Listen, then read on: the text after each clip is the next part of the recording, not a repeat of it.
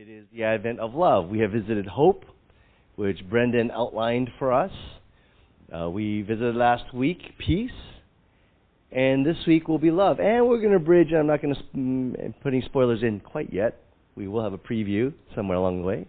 Next week, and when we also will bundle up Christmas on the 22nd. But Advent love, what is it? What is it that we're waiting for when we're thinking about love? This passage that was read for us, it comes from actually the end of Jesus' ministry, before the crucifixion. This is actually in the nights leading up. This is the Last Supper. The last opportunity that he has before he is going to be killed and crucified. And so all the things that are said in what is often called the discourse in the upper room, and you can read it from John chapter 15 forwards, is quite important. So if you ever want to see, what is it that, if there's famous last words, if there's something that you would want to say to someone before you passed on, what are those things? Well, these are the words. And among these words, repeated again and again, are these same themes that were read for us. And that is about love.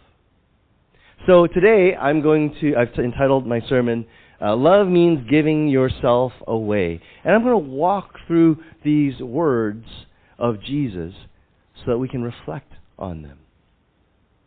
He says this, "As the Father has loved me, so have I loved you. Now remain in my love."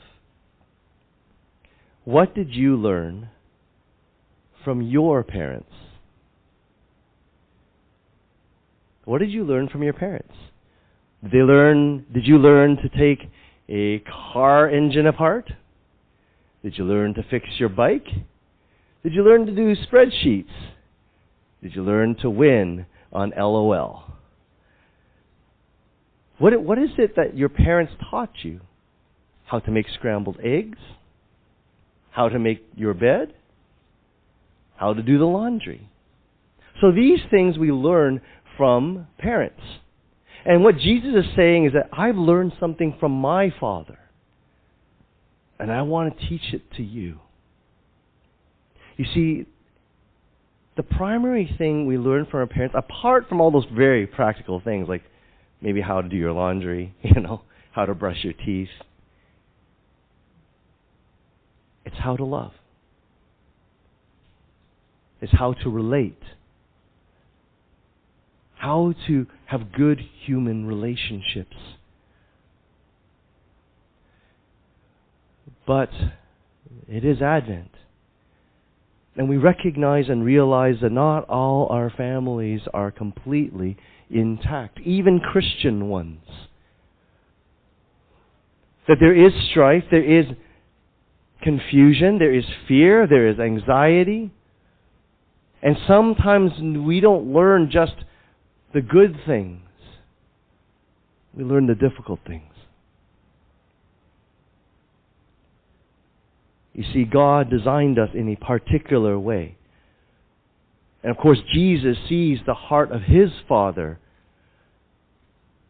And He's trying to share this with us, but He recognizes our brokenness, which is why we long for love. And to be quite honest, we do need sometimes to learn love again. And my hope is that the church is not an agent of more chaos and brokenness, rejection,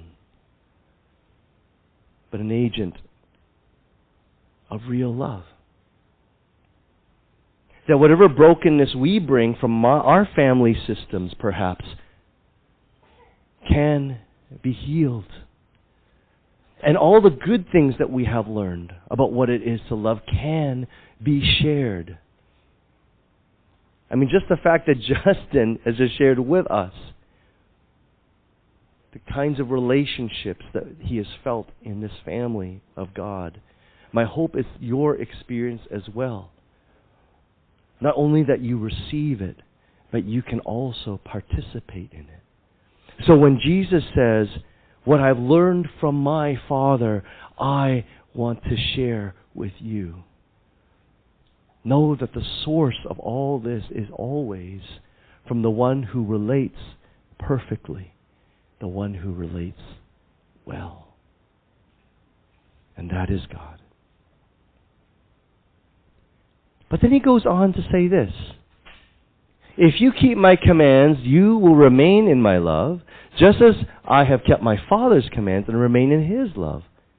I have told you this so that my joy may be in you and that your joy may be complete.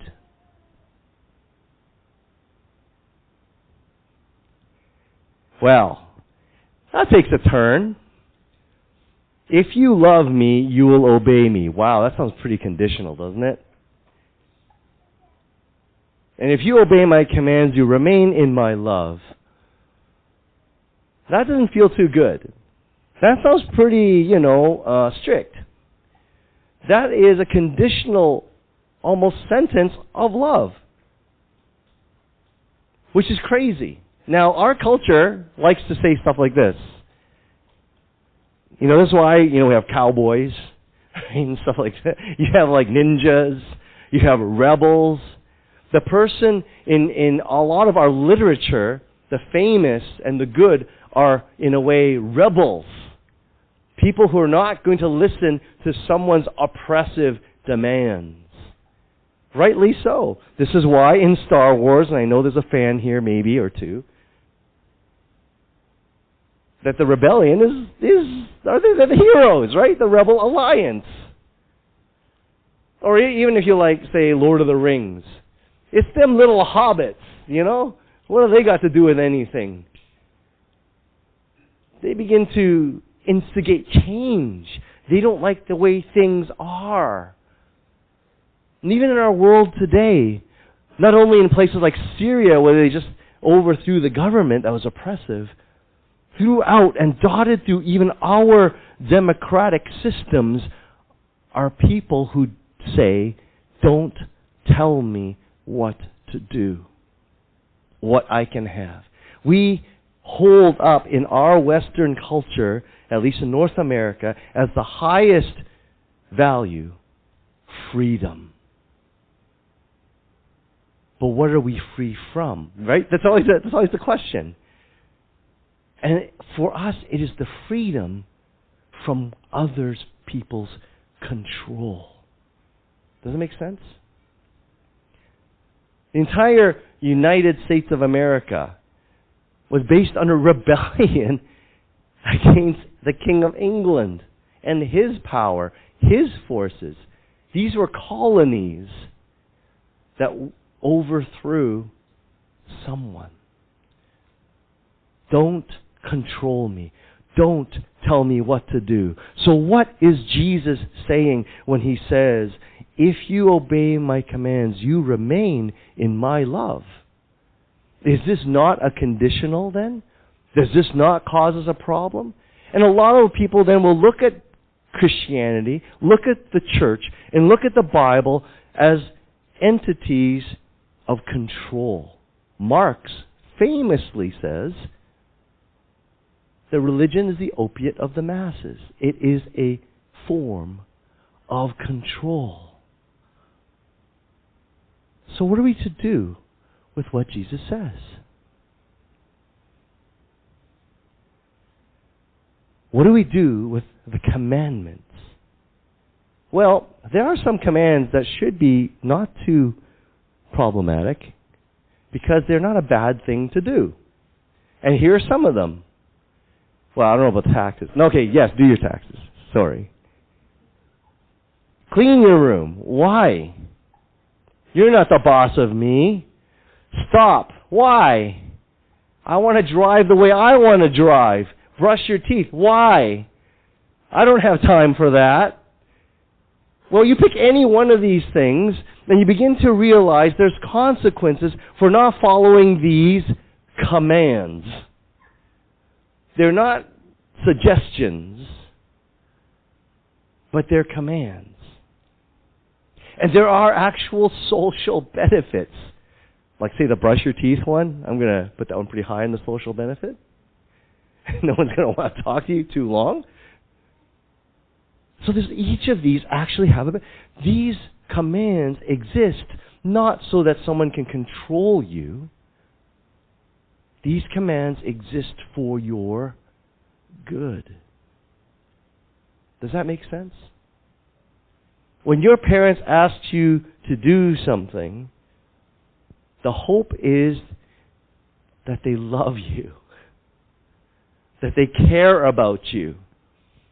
When they say you should do your homework, it's not because they need you out of their hair, although I confess maybe that is sometimes what it happens.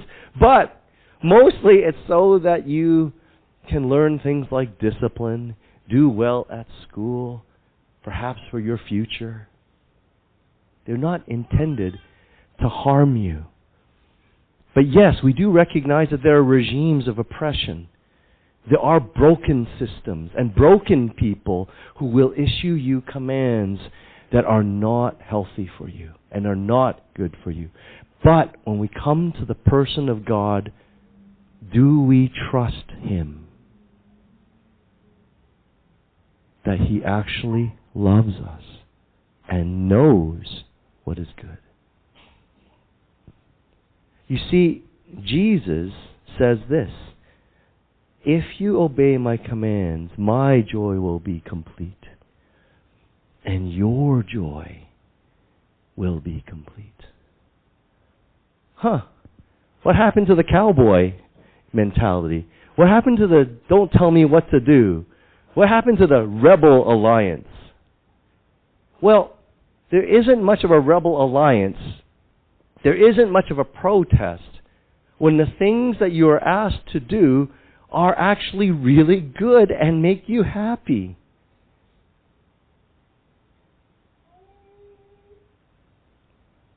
And then Jesus drops the command. Right? He's setting it all up. He says, yes, obey my commands and I'll love you. But love is the basis of the command that was given. And this is the command. Love each other as I have loved you. Okay, that's not too bad. Okay, that's a good command. It's better than even brush your teeth. Greater love has no one than this, to lay down one's life for one's friends. Okay, there's an elaboration here. Love one another as I have loved you. But what is love? Well, greater love has no one than this, that they lay down their life for a friend. And so we get into the section of what does it mean now to love? How do you give yourself away? If love is saying that you lay your life down just like that nurse log, right? That basically dies so that other plants can grow. What are some practical realities? I really am touched and moved by the fact of Diana's sharing of James's sister's condition, especially in the need of a heart transplant. And God answering our prayers so quickly. And knowing that she's doing well now. It's taken so far. And we want to keep praying for her. But does it mean then that we lay down our lives in this manner? Well, you can't give someone your heart, right, without dying. But there are other things. There are living donors. Like a kidney donation. I'm not sure why God gives us a spare. But we get one or two. And those can be shared. There was a movie way back when called The Jesus of Montreal. It's a French-Canadian production that has this image of Jesus, and it implies this, that when someone dies, they can give sight to the blind. They can give life to the dying through the donation of the organs that are functioning. I looked this up, and I realized, and some of you may or may not know, that I've had a heart attack, and I have a stent in my heart. You know, it's not something that keeps the artery open. I can actually donate my heart. Stents are okay. I was worried, like, does this mean I'm exempt now? The answer is no. I can still share that. Now, I hope to be around for a while yet. But this is one practical way in which people can lay down themselves for someone else. None of us are going to do that. I mean, with a heart thing right now, not today. Hopefully you're considering donor cards. But another way in which we lay ourselves down is through marriage. Now, you all know my love for Costco. I speak about it quite often because it is causing me a great deal of life experience. I have a love-hate experience with Costco. And this past week, Eudora said, go pick up something from Costco. And you can imagine my first reaction. What?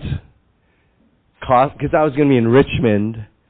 And it was like, go to Costco, we need some stuff. And I went, oh, okay. Before that moment, I'm going, I'm preparing the sermon on love. And one of the illustrations is marriage. I got to lay myself down in front of those lines and find myself some parking and line up all the way to the meat section. But you know what? In that moment, I caught myself because I was going, I don't want to do this. I hate this. You never know what you're going to get. Sometimes it's good, sometimes it's not. And I already had lunch, so I don't need extra hot dogs. So I said, she needs to get this done. So I'm going to do it. I'm going to do it. I'm going to go to Costco. I'm going to go find myself some parking. I'm going to go and line up. I'm going to go get what we need. And actually, that was the real turn. In fact, it turned out that everything was pretty smooth. I found my spot right away. There wasn't a line up to the meat section. I just cruised through. Yes, there were boatloads of people, wandering around the aisles as it is, but it went really good. It was my decision. I actually said to her, you want me to go to Costco? I said, I will go. Sometimes laying yourself down is what God is teaching us through natural, relational, human experience. And one of them is through the act of marriage. When you are no longer just doing what you want to do, but you include someone else in your life, and you begin to say, what do you want to do? Where do you want to go? What are your preferences over just mine? And yes, there are negotiations, and yes, there's conversation that goes through. Yes, there's adaptation. But those are the things that grow us. Because why? Why do we do that? Why do we put ourselves aside? Because somewhere along the way we said, I love you. I choose you. I make a vow and a covenant to be with you in this life.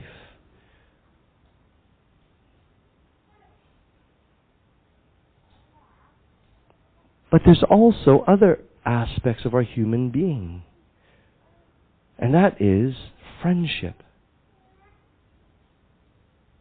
You see, love does not want to play power games. And when it comes to friendship, it is about mutuality. And yes, there are relationships and perhaps friendships that have power levels to them.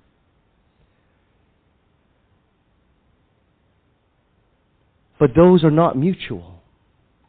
My question is, do you have mutual friends? And when you make friends, do you look at mutuality, even if there is a power structure in place? How do you treat those who are your boss or supervisor who write your paychecks? How do you treat those that you supervise, whose livelihood depends on you?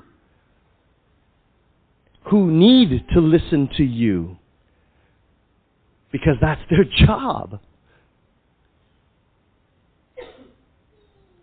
Yes, there are imbalances, and yes, there are boundaries that need to be observed. But in real friendships, there is a mutuality. There is a trust that happens. And this is where we listen to our friends, our true friends, who will tell us things that we do not see about ourselves or about our words, about our lives, that they see. But they share it not out of any form of malice or spite, but a true care. Now, if we are the friend that is sharing, we do need to share it in a way that is sensitive, that is understanding, a way in which the other person is not triggered, that because we know them well enough, that they understand that love precedes our words. And so friendships grow deep even when we disagree. Even if we are different, we have the capability of still caring for the other, their well-being, and hoping the best for them. One final illustration, because these are really big ones, and that is family. Parents, we talked about, right? How you learn something from them. But anyone who's been a parent knows how hard it is. Kids, you've had it good. And you know what? Those of us who are parents, we used to be the kids. you notice where this is going. How much does a parent sacrifice or lay down themselves for their child? There are parents, to be frank, who don't. Who say, that's enough. It's not worth it. A child is just an interruption, an inconvenience. And so a parent can be irresponsible, can be even monstrous, because they were not loved themselves, and they don't know how to love, and they never learned that along the way. They were never reparented, never healed.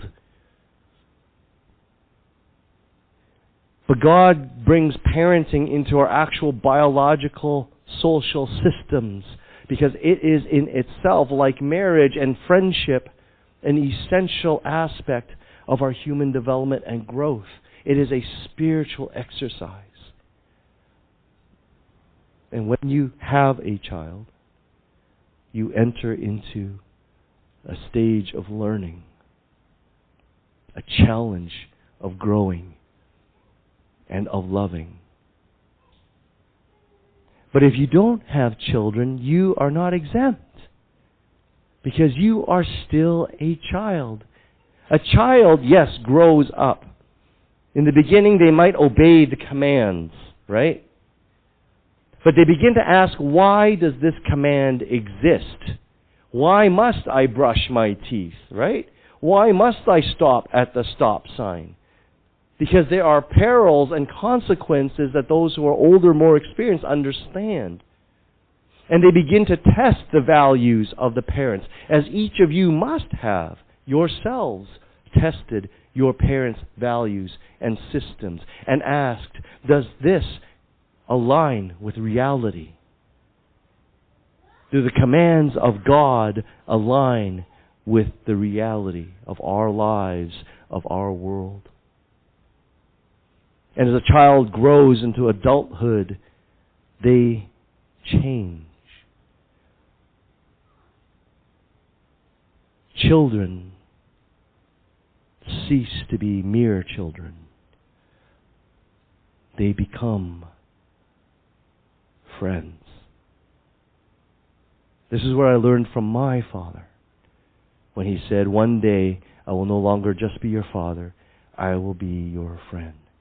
And this is the philosophy I approach my now grown children with, even though I have concerns.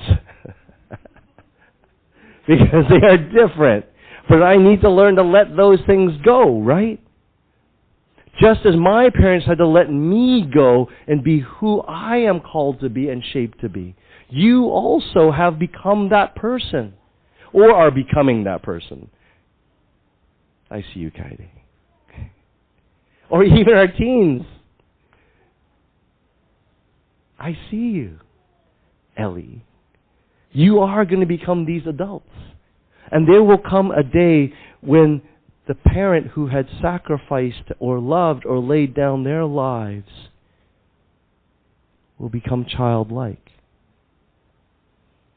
And some of you know what I'm talking about. As your parents grow aged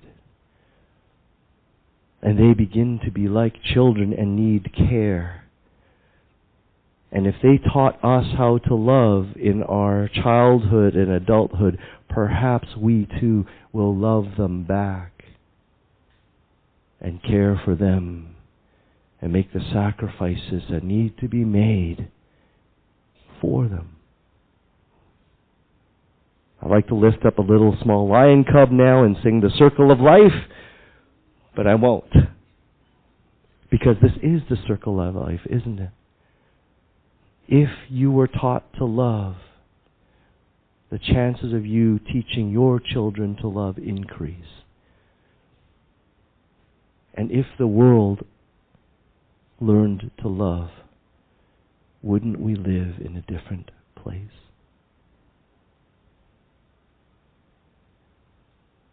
You are my friends if you do what I command. I no longer call you servants, because a servant does not know his master's business. Oh, am I missing some slides here? I think I am. Okay, we'll do what we can.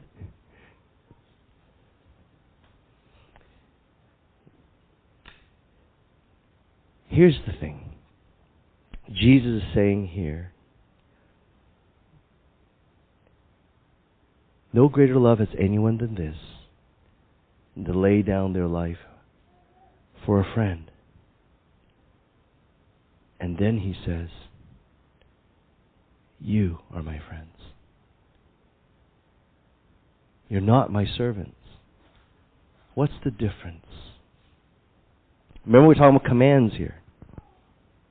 A servant does not have a choice. That power structure exists, right? But remember we talked about friendship?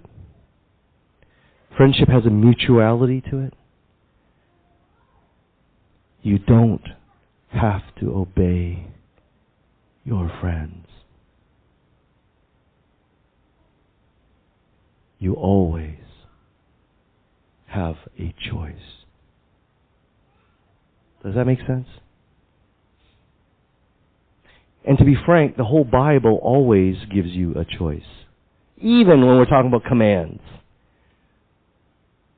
Right in the Old Testament, Moses says, look, you can choose to obey these commandments, or you can choose not to obey these commandments. The last book of the Old Testament, Malachi, you can choose the ways of God, or you can choose not to follow the ways of God. But there are consequences. There are always consequences. But God knows what the human life is meant to be. And here's the thing. When Jesus says, you are my friends, He is saying, look, you have a choice. Throughout this whole thing, these commandments, if you want to stay in this love, in this relationship, you love one another. Does that make sense? That's the complete circle. When you look at the whole passage together, it's not just obey my commands, we're done. But when the command is love me, love your neighbor, love one another. What a weird command. Accept the love that I give to you.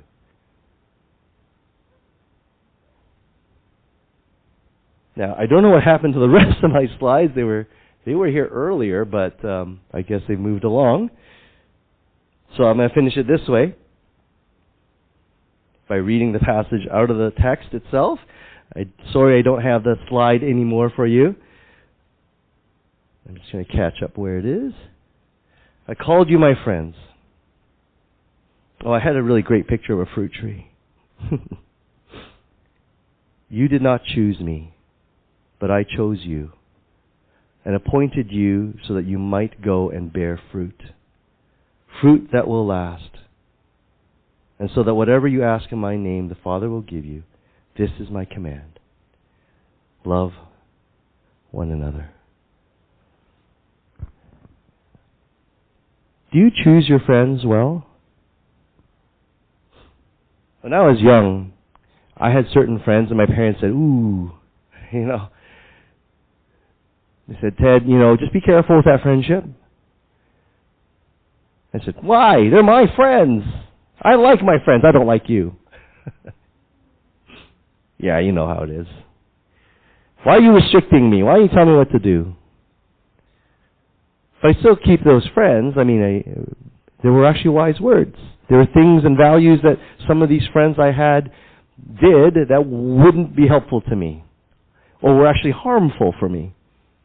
I didn't see that. So here's the crazy part. Jesus says, I no longer call you my servants, I call you my friends. I choose you. This is not Pokemon. And this is not the bachelor or bachelorette or whatever, I choose you, would you accept this? Blah, blah, blah. What is happening here is this. Jesus says, you didn't choose me. If you go back to Isaiah, it says there's nothing attractive about the Messiah that would draw people to them. If anything, what happens to Jesus? Oh, we know, the crucifixion and stuff like this. He's rejected. But here's the crazier part. Jesus chooses his disciples. One of them is going to betray him. One's going to deny him 3 times. All of them are going to desert him at some point. But he still chose them. Jesus' love, God's love, is at the very heart of the gospel. The heart of Advent. Because the question that isn't asked, but is answered by what Jesus is saying when he says, I choose you, is that God does not put conditions on his love. As contradictory as it seems. Obey my commands and you'll remain in my love. But there's a difference between being loved and remaining in someone's love. Does that make sense? I might love someone, I might care about them, but they may never want to reciprocate. They may never want to receive my love. Do you now begin to understand what it means to remain in someone's love? There is a reciprocation. There's an acceptance of that love. And what God is saying here, what Jesus is saying here, I chose you. Sometimes we think we're not worthy of being chosen. Sometimes we know we're not worthy of being chosen. For the things we have done, for the things that we have thought, for the ways that we are. But God says, no. I choose you. Not because of all these other things of worth or unworth. I find you worthy. And here's the thing. Remember what Jesus said? No greater love has anyone than this, that they lay their life down for their friends. Jesus, in a day or two after this, is going to make it literal. He is going to be crucified on a cross for these 12 disciples. who are about to betray him, about to abandon him, about to deny him. And he says, I choose you because you will bear fruit. Ha! You are my friends. I love you. I choose you. You didn't choose me. I don't care how you see yourself in this world, but know that God chooses you. God chooses you. God chooses your friends. He chooses to love the world that is so broken, that is so fearful, that is so anxious, that doesn't know what love is. And He says, let me teach you what love looks like, what it feels like. That God loves you. Do not let any aspect of your self-confidence, the destruction of your own image. This is what the devil loves to do. He says God can never love you. You will be never worthy of His name, never worthy of His Son. And so you might as well walk away. Do not remain in His love because you don't deserve it. You don't want that. You don't want God to tell you what to do. But what is God telling us to do? To receive His love.